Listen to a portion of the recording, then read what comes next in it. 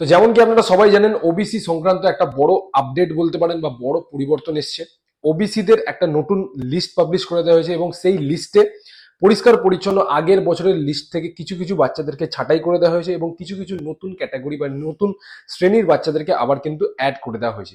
এছাড়াও আর একটা বড় পরিবর্তন হয়েছে, দ্যাট ইজ রিজার্ভেশন যে কোটা ছিল 17% থেকে 7%-এ কিন্তু ওটাকে রিডিউস করে দেওয়া হয়েছে। তো এই ব্যাপারে আমরা ডিসকাস করবো যে ওবিসিদের যে রিজার্ভেশন ক্রাইটেরিয়া বা রিজার্ভেশন কোটা যেটা ছিল 17 থেকে 7%-এ রিডিউস হয়েছে এবং তার জন্য আমাদের জেনারেল স্টুডেন্টদের ওপর কি কি এফেক্ট পড়বে, ইডব্লিউ স্টুডেন্টদের ওপর কি কি এফেক্ট পড়বে, ওবিসিদের ওপর কি কি এফেক্ট পড়বে এবং এসসি এসটিদের ওপর কি কি এফেক্ট পড়বে, এবং এই যে 10% যে সিট যেটা রিডিউস হলো, যেটা ওবিসিদের রিডিউস হলো, এই 10% সিট কারা পাবে, কাদের আলটিমেটলি লাভ হবে, কাদের লোকসান হবে, পুরোপুরি স্ট্যাটিস্টিক্যালি পুরোপুরি ডেটা অ্যানালাইসিস করে আমরা কিন্তু আজকের এই ভিডিওতে আমরা চর্চা করতে চলেছি। ভিডিওটা স্কিপ করবেন না, লাস্ট অব্দি দেখুন, পুরোপুরি ইনফরমেটিভ ভিডিও হতে চলেছে। ওকে, এই যে ওবিসির নতুন পরিবর্তন হয়েছে তার অফিসিয়াল নোটিশ হোয়াটসঅ্যাপ গ্রুপে দিয়ে দেবো। হোয়াটসঅ্যাপ গ্রুপের লিঙ্ক ডেসক্রিপশন বক্সে দিয়ে দিচ্ছি, জয়েন করে নেবেন। এছাড়াও হোয়াটসঅ্যাপ গ্রুপে অবশ্যই জয়েন করবেন, কারণ কি এখানে কিন্তু আমরা মক টেস্ট কন্ডাক্ট করাচ্ছি। তো বাচ্চারা কিন্তু এখানে রীতিমতন ভাবে মক টেস্ট দিচ্ছে এবং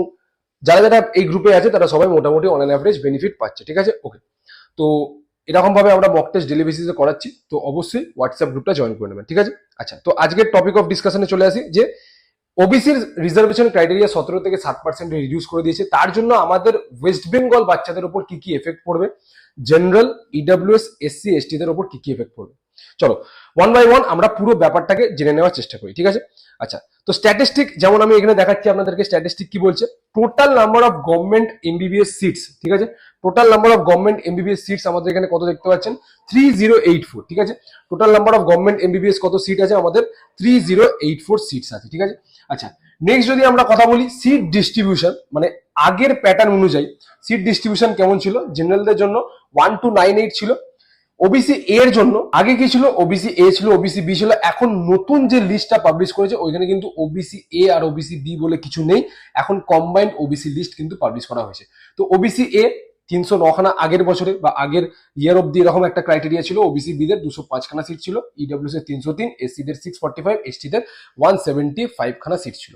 তো প্রিভিয়াসলি যদি সিট ডিস্ট্রিবিউশন আমরা পার্সেন্টেজটা দেখি, যা প্যাটার্নটা দেখি, এসসি দের জন্য 22%, এসটি দের জন্য 6%, ওবিসি দের জন্য 17%। ঠিক আছে, OBC A and OBC B মিলে 17%, ইডব্লিউএস এর 10% এবং রিমেনিং যে শ্রেণীর বাচ্চাটা ছিল, দ্যাট ইজ জেনারেল ক্যাটাগরি, তাদের জন্য রিমেনিং পার্সেন্টেজটা ছিল। ঠিক আছে, নাও ওবিসি রিডিউসেস ফ্রম 17 to 7%। ঠিক আছে, দ্যাট ইজ 10% রিডাকশন হয়েছে। Now the question is where this seats go, এই সিটগুলো আলটিমেটলি কোথায় যাচ্ছে, কোন ক্যাটাগরিতে চেঞ্জেস হচ্ছে, কার উপর ইম্প্যাক্ট পড়বে, ওবিসির উপর কেমন ইম্প্যাক্ট পড়বে, জেনারেলদের উপর ইম্প্যাক্ট পড়বে নাকি ইডব্লিউএস, এসসি, এসটিদের উপর ইম্প্যাক্ট পড়বে, সেটার ব্যাপারে পুরোপুরি আমরা ডিটেলসে কথা বলবো। How many OBC seats are being reduced, কত পরিমাণে বা কত সংখ্যক ওবিসি সিটস রিডিউস হচ্ছে সেটার ব্যাপারে একবার পুরোপুরি বলছি, ভালো করে জেনে নিন। Current OBC A is equal to 309। ঠিক আছে, OBC B is equal to 205, এটা previous data. Total OBC seats তাহলে কত হলো, 514।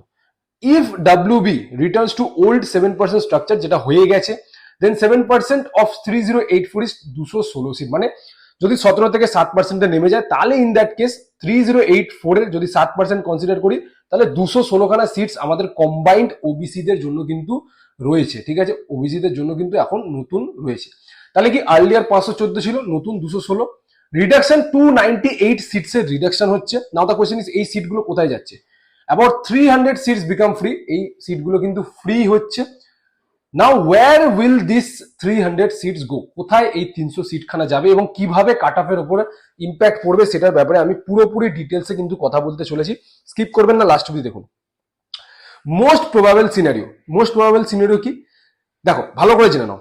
এসসি এসটি কোটা, যারা যারা আমাকে এসসি এসটি স্টুডেন্টরা বারবার জিজ্ঞেস করছিলেন যে স্যার এসসি দের এসটি দের সিট বাড়বে, ইডব্লিউএস দের সিট বাড়বে, জেনারেলদের সিট বাড়বে, কাদের সিট বাড়বে, তাদের জন্য বলছি।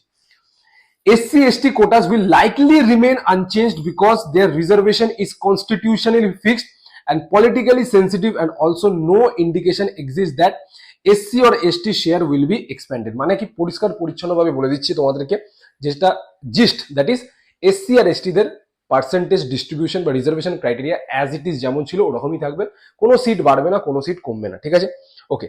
Will EWS seats increase? EWS the seat increase করবে? Probably not significantly because EWS already follows central style 10% and it is separate from OBC distribution. মানে কি, যারা EWS ক্যাটাগরি শ্রেণী বা EWS শ্রেণী স্টুডেন্ট আছো তাদের জন্য বলে রাখছি, EWS এও কিন্তু খুব একটা আহামরি কোনো ফ্লাকচুয়েশন আসবে না, কারণ কি এটাও কিন্তু সেন্ট্রাল বেসিসে কিন্তু তোমাদেরকে অলরেডি ফিক্স করে দেওয়া হয়েছে, ঠিক আছে। Government usually do not directly transfer reduced OBC quota to EWS unless a fresh notification specifically says. যদি এখন ফ্রেশ কোনো নোটিফিকেশন দেয় যে ভাই ওবিসি বাচ্চারা EWS শিফট করতে পারবে, তখন ইন দ্যাট কেস কিন্তু EWS এর কিছু কিছু এফেক্ট আসবে বা EWS এর সিটের উপর কিছু কিছু এফেক্ট আসবে। আদারওয়াইজ অ্যাজ অফ নাও কোনো নোটিস নেই, তো উইদাউট নোটিস আমরা কোনো কমপ্লিমেন্ট দিতে পারি না। তাহলে কি কি আমরা পেলাম আউটকাম, যে SC ST তে সিট বাড়ছে না, অ্যাজ ইট ইজ যেমন ছিল ওরকমই আনএফেক্টেড থাকবে, আনচেঞ্জ থাকবে। EWS এ যদি কথা বলি ওদেরও কিন্তু আনএফেক্টেড বা আনচেঞ্জ রয়ে যাবে, ঠিক আছে। Most of the reduced OBC seats, তাহলে কি হচ্ছে, most of the OBC reduced seats likely return to general pool, so according to that the new seat distribution will be, তাহলে most of the OBC seats that is 10% বা 298 বা 300 approx যে সিটটা ছিল ওটা কিন্তু তোমার মোটামুটি যেটা আমরা দেখছি চেঞ্জ হয়ে এখন জেনারেলদের মধ্যে কিন্তু আসবে। তো প্রিভিয়াসলি জেনারেলদের 1298 খানা সিট ছিল, এখন হয়তো বেড়ে 1590 হয়ে যাবে, 1610 হয়ে যাবে, ঠিক আছে, 1610 হয়ে যাবে। ওবিসিদের 309 খানা ছিল, এইখানে ওবিসিদের এটা এ হবে না, ওবিসি কম্বাইন্ড হবে, যেখানে রিডিউস হয়ে 210 থেকে 220-তে নেমে এসছে।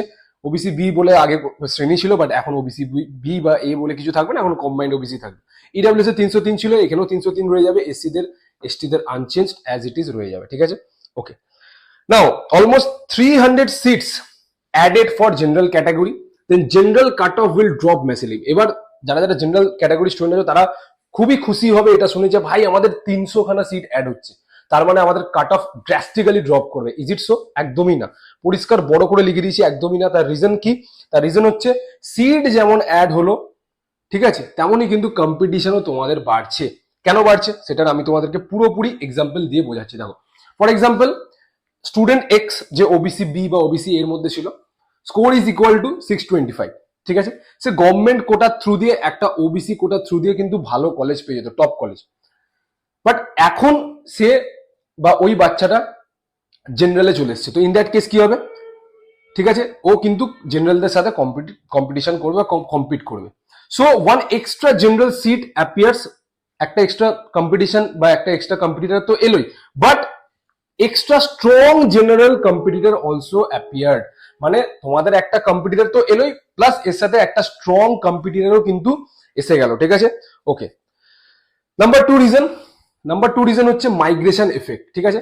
মাইগ্রেশন এফেক্ট, যে আমি এইটা বলছি যে জেনারেলদের কাট অফ কেন ড্রাস্টিক্যালি ড্রপ করবে না ইনফ্যাক্ট 300 খানা সিট অ্যাড হওয়ার পরেও, ঠিক আছে। তার ওয়ান অফ দ্য রিজন কি বললাম, যে কম্পিটিশন বাড়ছে, ঠিক আছে, এবং ভালো ওবিসি স্টুডেন্টরা তোমাদের জেনারেল পুলে এফেক্ট করবে। এবং 2 নম্বর হচ্ছে মাইগ্রেশন শিফট। মাইগ্রেশন শিফট কি? ফর এক্সাম্পল 650, ঠিক আছে, 650 ছিল, 650 দেখো আগে কি ছিল, 650-তে 400 খানা বাচ্চা ছিল, ঠিক আছে। ফর এক্সাম্পল 620 থেকে 650-র মধ্যে 1200 খানা বাচ্চা ছিল, 690 থেকে 620-র মধ্যে 2200 খানা বাচ্চা ছিল, ঠিক আছে। নাও 200 to 400 strong former OBC students into general, ঠিক আছে। মানে কি বলতে চাইছি, এখন কি হচ্ছে, যেহেতু ওবিসি রিজার্ভেশন চেঞ্জ হয়েছে এবং কিছু ওবিসির বাচ্চারা বাতিল হয়েছে, কিছু অ্যাড হয়েছে, তার জন্য কি হবে, মাইগ্রেশন এফেক্ট পড়বে, কিছু বাচ্চা এই দিক থেকে ওই দিকে যাবে, ওই দিক থেকে এইদিকে আসবে, এরকম একটা ব্যাপার। তো ইন দ্যাট কেস কি হবে, 200 থেকে 400 খানা স্ট্রং ফর্মার ওবিসি স্টুডেন্ট যারা আগে ওবিসি ছিল তারা এখন জেনারেলদের সাথে কম্পিট করবে এবং এভরি কলেজের কাট অফ কিন্তু হায়ার দিকে শিফট করে যাবে ফর জেনারেল ক্যাটাগরি, ঠিক আছে। ওকে, বোঝাতে পারলাম?